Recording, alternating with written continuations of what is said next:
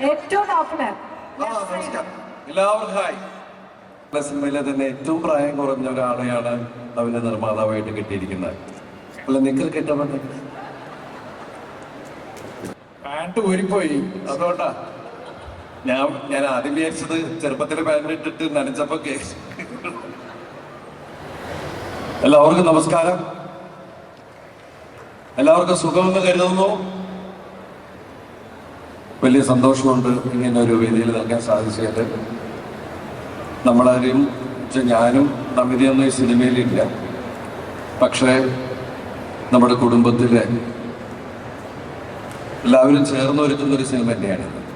നാദൃഷിയാണെങ്കിലും റാഫ്ബേ ആണെങ്കിലും തമ്മിലുള്ള ബന്ധമൊക്കെ എല്ലാവർക്കും അറിയാവുന്നതാണ്. ഞാൻ റാഫ്ബേയുടെ ഒരുപാട് ഹിറ്റ് സിനിമകളിൽ എനിക്ക് അഭിനയിക്കാൻ അവസരമുണ്ടായി. അതുപോലെ തന്നെ ഒരുപാട് കാലത്തെ സൗഹൃദമുണ്ട് ഞാൻ നാദൃഷ തമ്മിൽ.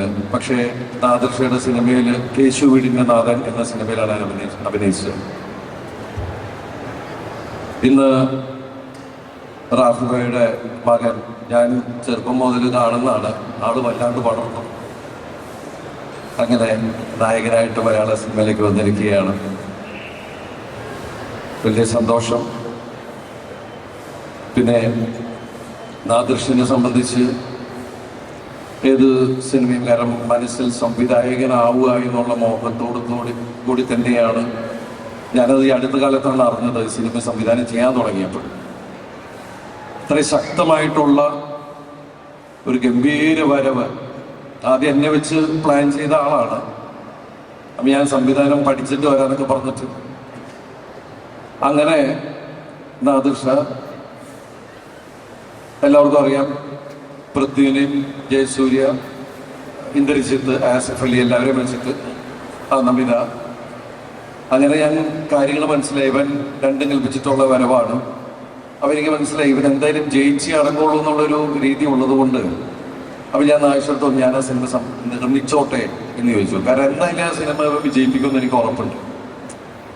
അതുപോലെ തന്നെ എനിക്ക് അതിൻ്റെ നിർമ്മാണം എൻ്റെ ഒരു സുഹൃത്തായ ആൽവിൻ ആൻ്റണി കൊണ്ടുപോയി. പിന്നെ എല്ലാം നമ്മുടെ സുഹൃത്തുക്കൾ തന്നെ ആയതുകൊണ്ട് നമ്മളത് ശ്രമിച്ചു. പക്ഷെ അത് കഴിഞ്ഞ് ഞങ്ങൾ വീണ്ടും ഒന്നിച്ചു. കട്ടപ്പനയിൽ ഋതിക് റോഷൻ ആ സിനിമ നിർമ്മിക്കാൻ അവസരമുണ്ടായി. അങ്ങനെ വിഷ്ണു വന്നു.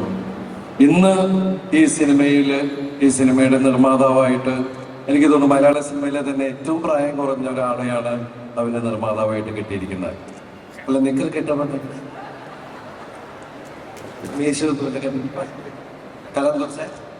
അല്ല, സാറിങ്ങനെ നിക്കറിട്ട് വന്നപ്പോ എനിക്കൊരു കാര്യത്തിൽ ആശ്വാസമുണ്ട്. സാധാരണ ഒരു സംവിധായകൻ സംവിധാനം ചെയ്ത നിർമ്മാതാവിന്റെ കളസം കീറി എന്ന് സാധാരണ പറയാറുണ്ട്. കളസം കീറിയിട്ടില്ല എന്ന് അദ്ദേഹം തെളിയിച്ചിരിക്കുകയാണ്. പാൻറ് ഊരിപ്പോയി, അതുകൊണ്ടാ ഞാൻ ആദ്യം വിചാരിച്ചത് ചെറുപ്പത്തില് പാൻറ് ഇട്ടിട്ട് നനച്ചപ്പോ എന്തായാലും നിങ്ങളുടെ സിനിമ ഗംഭീരമാവട്ടെ, വലിയ രീതിയിൽ വലിയൊരു വിജയമായി മാറട്ടെ എന്ന് ആത്മാർത്ഥമായിട്ട് പ്രാർത്ഥിക്കുന്നു, ആശംസിക്കുന്നു. കാരണം ഓരോ സിനിമയുടെ വിജയവും മലയാള സിനിമയുടെ തന്നെ വലിയ വിജയം തന്നെയാണ്.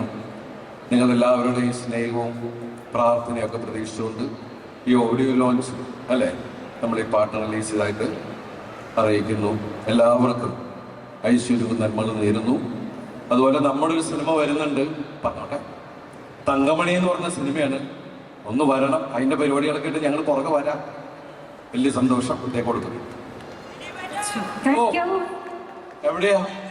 എവിടെയാ ഏറ്റവും ടോപ്പില് നമസ്കാരം. എല്ലാവർക്കും ഹായ്.